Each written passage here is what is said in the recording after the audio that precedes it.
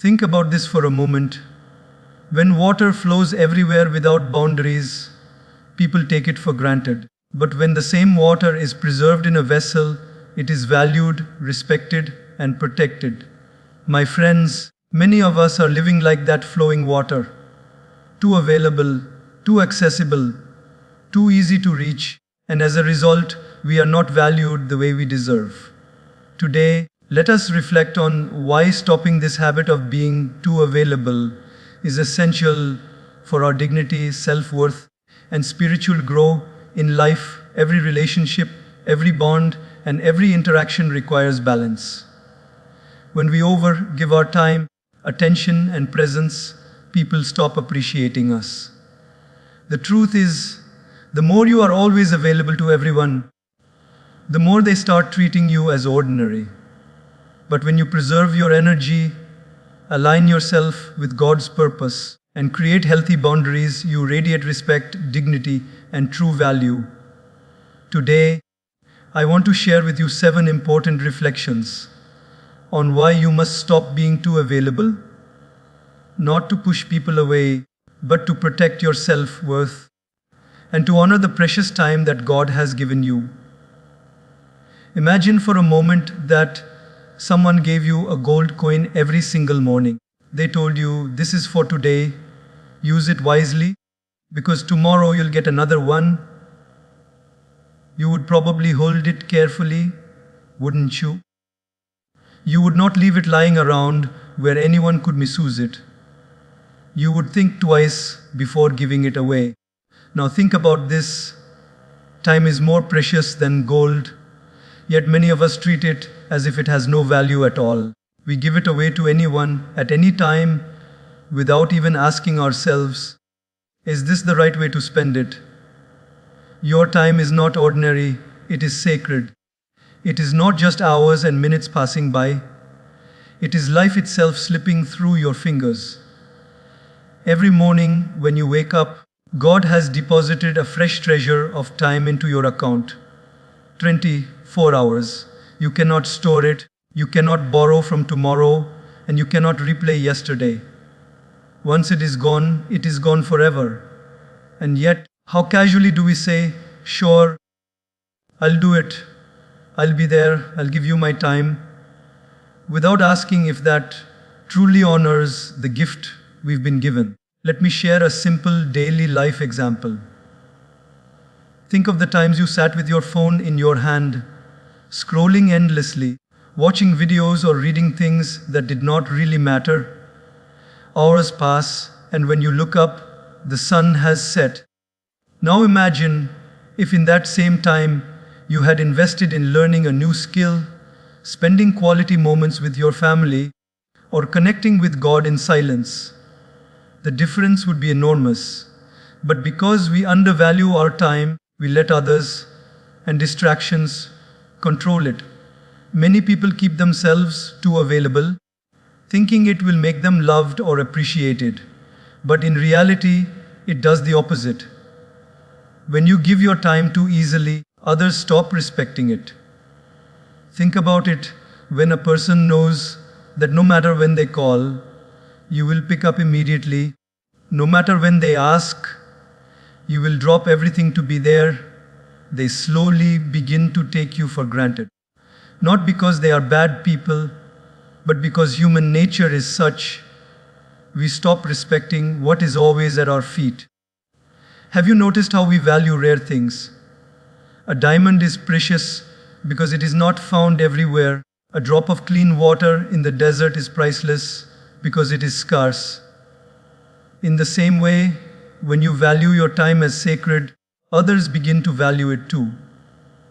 But when you scatter it everywhere, like grains of sand, people step on it without even realizing. One young man once told me, I don't understand why people don't respect me. I'm always there for everyone. I never say no. I make time for every single person who needs me. I asked him a simple question. Do you respect your own time? He paused, and after a long silence he said, no. That was his answer. Because if you don't honor your own time, no one else will. Respect starts from within. Valuing your time doesn't mean being selfish. It means being conscious. It means asking yourself, is this where my energy belongs? Is this how God wants me to use this moment? Sometimes it means saying no to unnecessary social gatherings, to gossip, to endless favors that drain you. And sometimes it means saying yes to solitude, to growth, to service that actually uplifts your soul. Look at nature. Even the sun has a schedule. It rises, it shines, and then it sets. It doesn't make itself available at midnight just because someone says, I want sunshine right now. It knows its value and keeps its rhythm. When you too honor the rhythm of your life, people adjust. They know when you will shine and when you will rest. They learn to respect you the way we all respect the cycle of day and night. When you protect your time, you also protect your peace. Think of the times you said yes when your heart wanted to say no. You ended up drained, frustrated, and sometimes even resentful. Why? Because you violated your own boundary. You treated your time as cheap, and in doing so, you hurt yourself. But when you stand firm and treat your time as sacred, you not only guard your energy, you also teach others a silent lesson that your life is not to be wasted. So, my friends, remember this: every tick of the clock is not just a sound, it is your life moving forward. If you waste your time, you are wasting your life. When you honor your time, you honor the divine gift you were blessed with. Value it, protect it, and invest it where it truly matters. Let your time be like a sacred temple. Not everyone should have free access, only those who respect and cherish it. And the more you live this way, the more you will see a transformation in how others treat you. They will think twice before calling you for something unimportant. They will appreciate your presence more when you do give it. And most importantly, you will begin to live with a sense of dignity and purpose, knowing that every day of your life was honored as sacred. Have you ever noticed how people treat what is rare compared to what is common? Diamonds are nothing but carbon, the same element found in charcoal. Yet, because diamonds are rare, people treasure them, lock them up in safes, and pay fortunes to own them. But charcoal, you can find it anywhere, and it has little to no value. The same principle applies to us as human beings.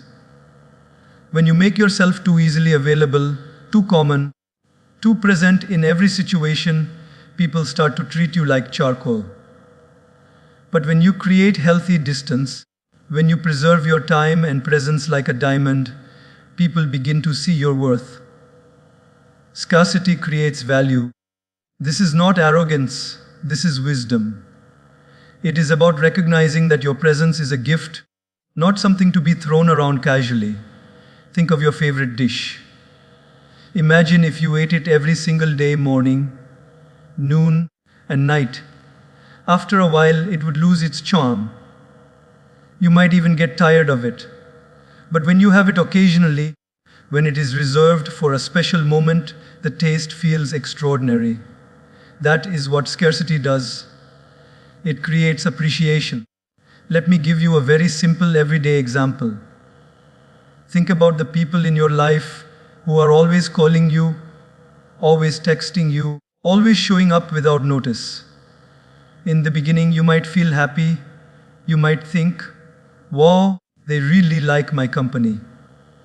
But over time, that constant presence becomes heavy. You begin to feel suffocated. You stop appreciating it. Why? Because it has lost its rarity. On the other hand, there may be a person who doesn't meet you often, but when they do, their presence feels refreshing. You look forward to it. You treasure those moments. That is the power of scarcity. Many of us make the mistake of thinking, if I am always there, people will love me more. But the truth is, love doesn't grow from excess availability. It grows from value. When you step back, when you give space, when you make your presence special rather than ordinary, people begin to wait for you, to long for your time, to value your presence. Even in nature, the most precious things are not easily available. Gold is not lying on the roadside. Fresh spring water is not flowing everywhere. The most nourishing fruits have their seasons. If everything was available all the time, nothing would feel special. Scarcity is not a weakness, it is the secret ingredient that creates value. Think of festivals or special occasions. Why do we feel so much excitement during those days? It is because they are not happening daily. If every day was a festival, soon no day would feel festive at all. The gap, the scarcity, makes the event feel magical.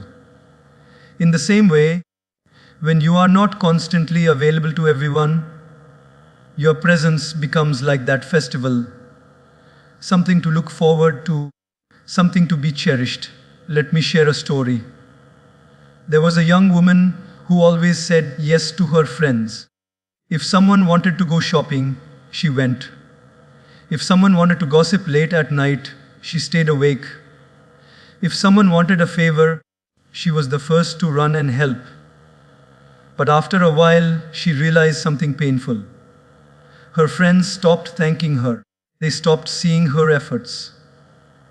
They even started calling her only when they needed something, not when they wanted to truly spend quality time. One day she asked herself, "Why do they treat me like this?" And the answer came quietly, because she had made herself too available. When she decided to step back, to politely say no, to make herself less accessible, something interesting happened. Suddenly, her friends noticed her absence. They began to miss her. They started valuing the time she did give them. They realized her presence was not guaranteed, and that made it special again. Her value was restored not because she changed who she was, but because she changed how available she made herself. Scarcity doesn't mean neglecting people. It doesn't mean becoming distant and cold. It means being mindful. It means offering yourself in such a way that your presence has impact. Just like a wise speaker doesn't talk endlessly, but chooses words carefully, you too should choose where, when, and to whom you give your time. Ask yourself this: if your phone battery was at 5%, would you waste it on useless scrolling, or would you save it for the important call you know is coming? Our time and presence are like that battery, limited and precious. If you pour it everywhere, on everyone, at every moment, it loses value. But if you reserve it, if you give it thoughtfully, it becomes priceless. So remember, you are like a jewel, not a roadside stone. You are like fresh spring water in a desert, not tap water that flows endlessly without thought. Make your presence scarce enough to be valued, but not so scarce that it becomes forgotten. Strike that balance, and you will see how people begin to appreciate you more deeply. When you are less available, your yes carries power. Your presence carries weight. Your time becomes meaningful. And most importantly, you begin to live with dignity, knowing that you are not cheapened by overexposure, but elevated by the sacred principle of scarcity. Scarcity creates value. Value yourself enough to not give yourself away too easily. Make your presence a blessing that people wait for, cherish, and respect. There is a common misunderstanding in life. Many people believe that saying yes to everyone, being available at all times, and allowing others to enter their life without limits will make them more loved. But in reality, it often does the opposite. When we have no boundaries, when we allow people to cross every line without question, we don't gain more love. We lose respect. Boundaries are not walls, boundaries are doors. A wall shuts everyone out. A door, however, allows the right people in at the right time, while keeping harmful energy away. That is the beauty of boundaries. When you learn to set them, you are not pushing people away, you are teaching them how to treat you. And when people see that you respect yourself enough to have boundaries, they begin to respect you more. Let me give you a simple daily life example. Imagine you bought a brand new car. It shines, it smells fresh, and it is one of your most prized possessions. Would you hand the keys to just anyone? Would you allow strangers to use it whenever they felt like it? Of course not. You would be careful because you know its value. Now think about this: isn't your time, your energy, your peace of mind, your life itself far more valuable than a car? And yet, how many of us allow others to use our energy freely, without limits, as if it has no worth? Boundaries teach others how to handle us. If you always pick up calls at midnight, people will think it's fine to disturb your sleep. If you always agree to do extra work without question, colleagues will think it's normal to dump tasks on you. If you never say no to unreasonable requests, people will assume your life exists to fulfill their needs. You don't need to be rude, but you do need to be clear. This is acceptable. That is not. That clarity is the foundation of respect. Think about parents and children. When a parent sets boundaries, such as bedtime, study hours, or respectful behavior, the child may not always like it, but deep down, those boundaries create structure, safety, and eventually respect. If a parent says yes to everything, the child doesn't grow disciplined, they grow careless. In the same way, when you set boundaries in your relationships, you create an environment where respect grows naturally. Let me share a story of a young man who worked in an office. He wanted to be liked, so he always said yes to extra work. Whenever a colleague asked for help, he stayed late. Whenever his boss needed something, he sacrificed his weekends. At first, people praised him, but slowly they stopped thanking him. They assumed he would always do the extra work. One day, when he couldn't complete a task on time, instead of receiving understanding, he was blamed. Why? Because without boundaries, he had trained everyone to believe his time was endless and his limits were non-existent. Later, when he learned to say, "I can help you, but I cannot do all of this alone," or "I can stay late sometimes, but not every day," something surprising happened. At first, people resisted. But over time, they began to respect him more. His colleagues realized his time was not to be abused, his energy not to be drained. Boundaries restored the respect that endless availability had taken away. Boundaries are also spiritual. Think of nature. Even the mighty ocean has a boundary where it stops and the shore begins. The sun rises and sets according to its boundaries. The seasons follow their boundaries, each taking its turn. Without boundaries, there would be chaos. The same is true in life. When you don't define your limits, you invite chaos into your heart, your relationships, and your mind. Some people fear that boundaries will make them look selfish. But selfishness is when you only think of yourself and ignore others completely. Boundaries, on the other hand, protect your well-being while allowing you to still serve, love, and support others, but in a balanced way. Imagine pouring water from a jug into many cups. If you keep pouring without stopping, eventually the jug will be empty. Boundaries ensure that you refill yourself before you pour again. That way, you can continue giving without destroying yourself in the process. In daily life, boundaries might look like this: deciding that after a certain time at night, you will not answer work calls, choosing not to engage in gossip, even when invited, saying politely but firmly, "I'm sorry, I cannot do this right now." These may seem small, but they are powerful. Each time you set a boundary, you are sending a message: my life has value. My time is precious. My peace matters. And people cannot ignore that. The truth is, when you live without boundaries, you give people permission to disrespect you.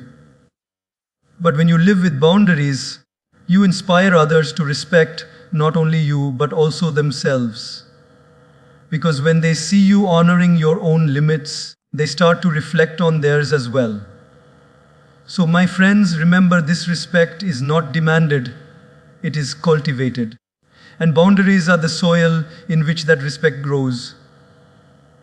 If you want people to treat you with dignity, start by treating yourself with dignity. If you want people to value your presence, show them that you value your own time. Boundaries are not barriers, they are bridges to healthier, stronger, and more respectful relationships. And once you learn to set them, you will notice a powerful change. You will no longer feel drained. You will no longer feel used. Instead, you will feel balanced, peaceful, and respected, because you finally taught the world what you should have taught them all along, that you are not here to be walked on.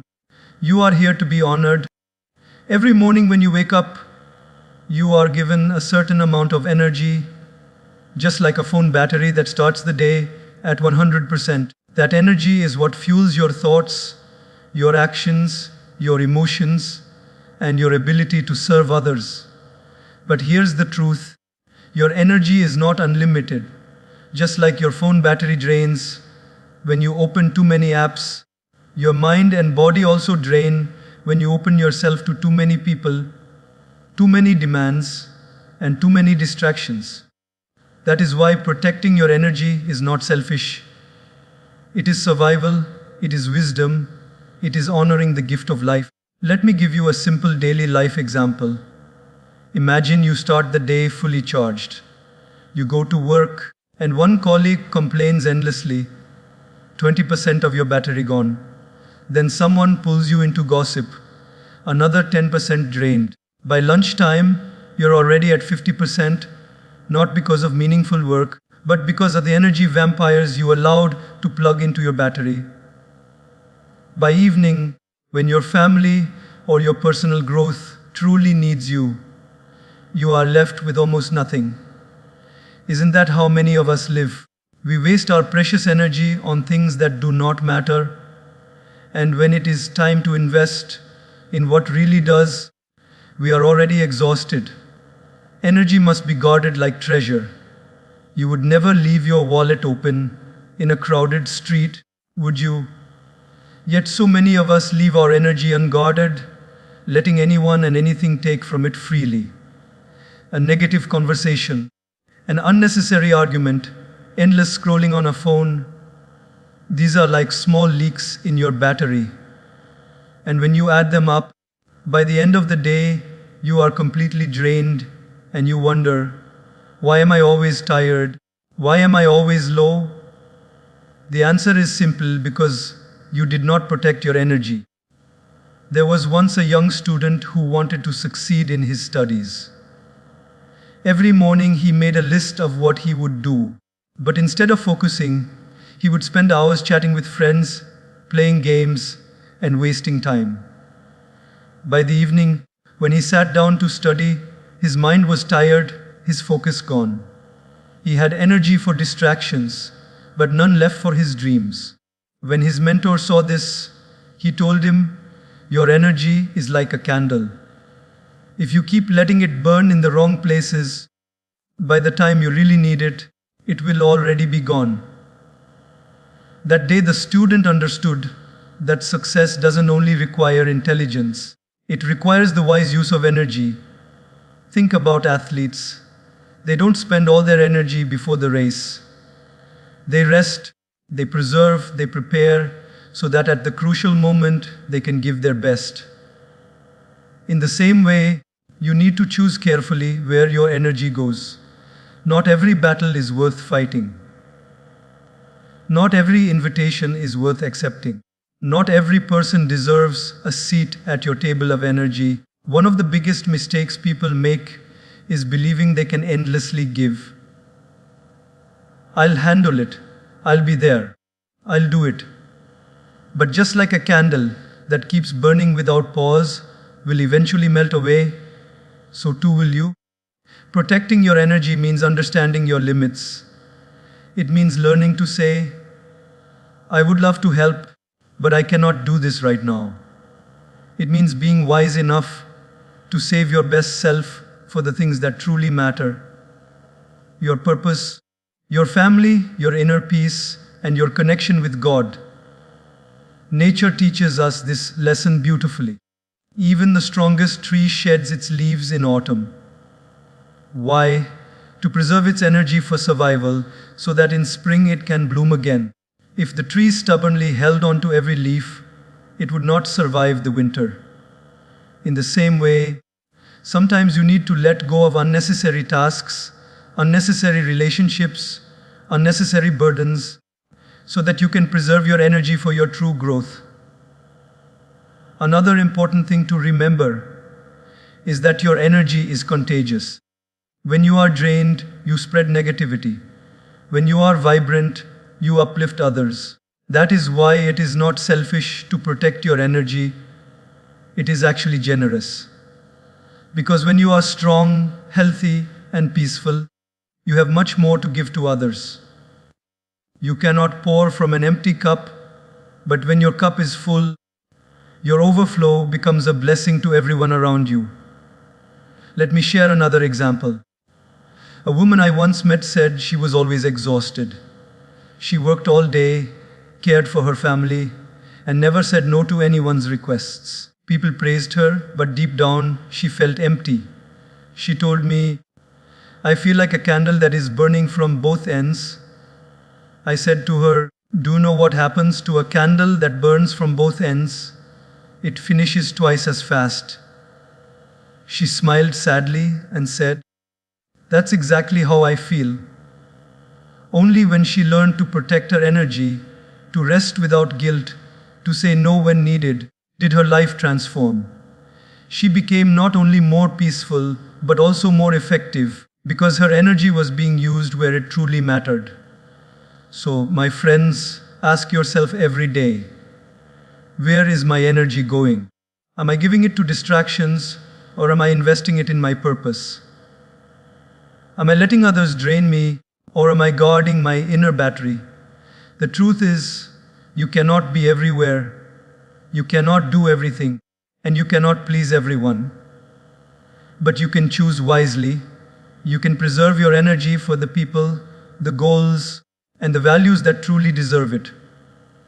Remember this, your energy is limited, but when you protect it, it becomes powerful. It allows you to live with balance, to serve with joy, and to walk your path with strength. Guard it, preserve it, and use it with wisdom, because once it is gone, you cannot get it back.